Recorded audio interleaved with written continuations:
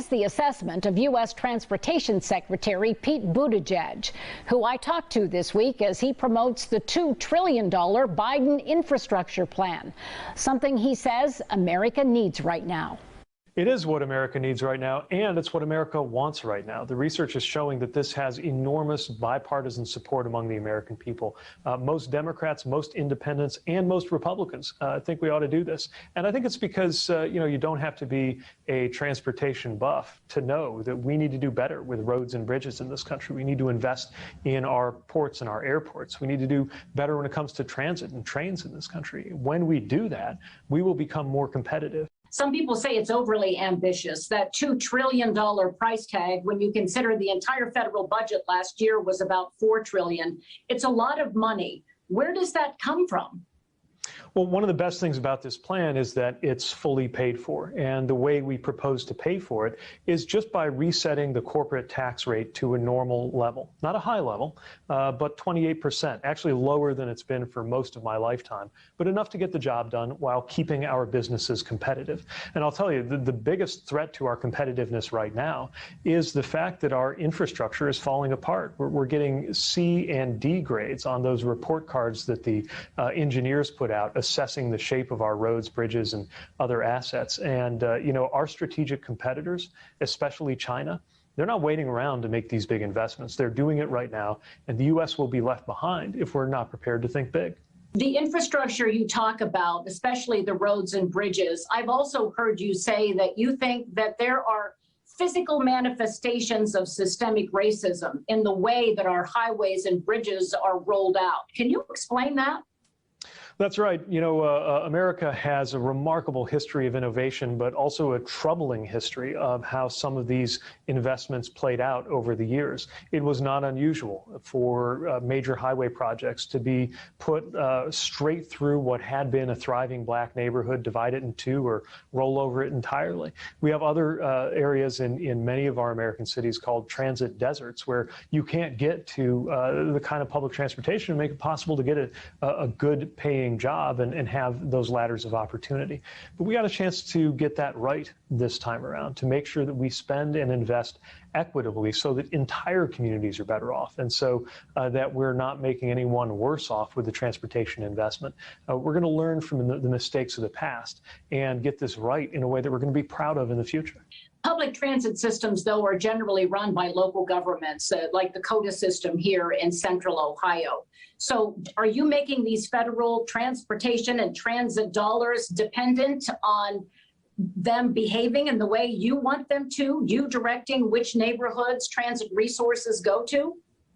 Well, certainly when different communities are competing for grants, something Columbus knows how to do very well because they won the Smart Cities grant. We're certainly going to be challenging cities to come up with the best ideas that are going to make a difference on things like equity or helping us win our climate fight.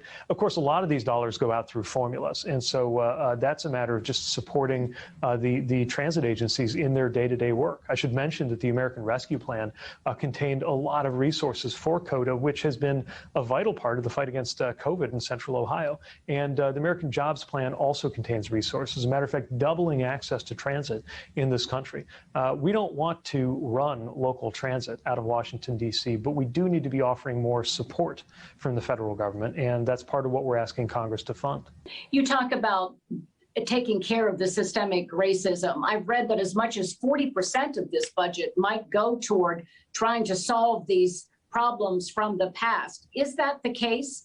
And how do you manage that? How do you administer going in and fixing problems that were created before by the federal government?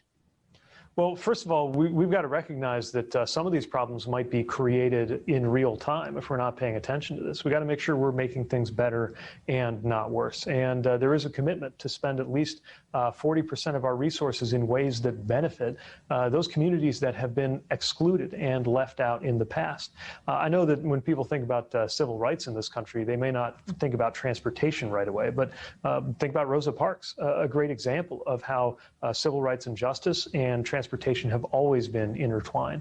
We've got to make sure that we're creating opportunity for everybody, creating jobs for everybody. And when we do, there is tons of evidence that the entire country, the entire community, entire states and cities are lifted up together and do better than before. Republicans are criticizing this package because they say it's also a back doorway to get through some climate control changes.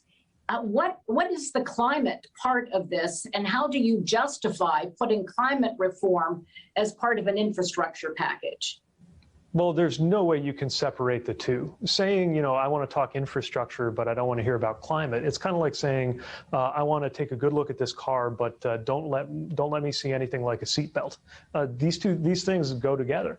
The reality is we're going to make investments in infrastructure and in travel that are either going to be good for the climate or they're going to be bad for the climate. So we've got to do things that are good for the climate, especially to create jobs for the future. I'll give you an example: electric vehicles. I want the electric vehicles of the future to be made by union workers in places like Ohio. If we don't win the electrification race, then those cars are going to be made by Chinese workers in China. And so if we want to get ahead of this, if we want to create jobs, we've also got to do it in a way that pays attention to our climate future. The choices we're making right now on everything from ports and airports to roads and bridges will either help or hurt the battle to save American lives and American property from destruction due to climate change in our lifetime. There's talk of putting a new Amtrak system from Cleveland here to Columbus down to Cincinnati. Is that part of this package? And is the Midwest ready to go back to rail? The Midwest was largely built through rail. Back when we were considered the far West, it was railroad that helped build economies in places like Ohio and Indiana, where I'm from. And yes, this vision includes support, major support for passenger rail. I just can't accept that we're going to go on like this, where citizens in other industrialized countries can absolutely count on excellent passenger rail, but not in the U.S. We've been asked to settle for less. And I don't think Americans should settle for less on anything. And especially when you think about that part of the country where you and I are from. You think about what it would mean for the cities of the Midwest all to be networked easily within a couple hours of each other with an excellent passenger rail option. That's obviously going to add to quality of life and economic potential. Does the Trump administration get any credit for laying the groundwork for what the Biden administration is now trying to do? Well, the Trump administration talked a lot about infrastructure. I think I even remember them saying there'd be a $2 trillion plan. There never was one, though. So this time, we're not focused on talk, we're focused on action. We've actually put forward the plan. We're challenging Congress to pass it, and then we're going to get out there and get it. There's been a lot of talk that Congress, Republicans in Congress, don't want to give Joe Biden big wins. Joe Manchin from West Virginia is now saying he will not support getting rid of the filibuster. And without his support, it's likely the filibuster will stay.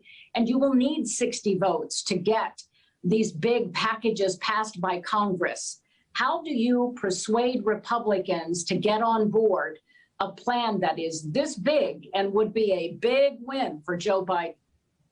Well, we're asking them to put the interests of the American people ahead of party politics. And I got to tell you, having conversations just about every day with Republicans and Democrats in both houses, there's a lot of interest in actually getting this done. The president believes in bipartisanship. And if there was ever an area to do real bipartisan work, I think this is it. I have to get personal for a minute. You did move to D.C. from Indiana, moved your husband, your family to D.C. What's this adjustment been like for you? This is a completely different way to be involved in public service and government, isn't it? It is. I cut my teeth as a Midwestern mayor, and I'll tell you, living with 2 dogs and Chasten in a 1-bedroom apartment in Washington, D.C. is definitely a lifestyle change. But it's a chance to make a difference in such an important moment for the country. So I'm really enjoying it. It's energizing. It's compelling. And one thing it does have in common with going to work every day as a mayor is I get up in the morning and I know the work that we're doing matters. If we talk to you at the end of this administration, what will success look like for you? Well, I'll consider a success if I walk out of this building knowing that we have set America on a path to lead the world in infrastructure, that these investments are happening from roads and bridges to ports and airports, that it's happening more equitably, that our transportation choices are making the climate better instead of worse, making economic and racial justice better instead of worse, and providing the foundation for millions of good paying jobs. It's a tall order, but we can get it done. And that's why I'm so excited to be here.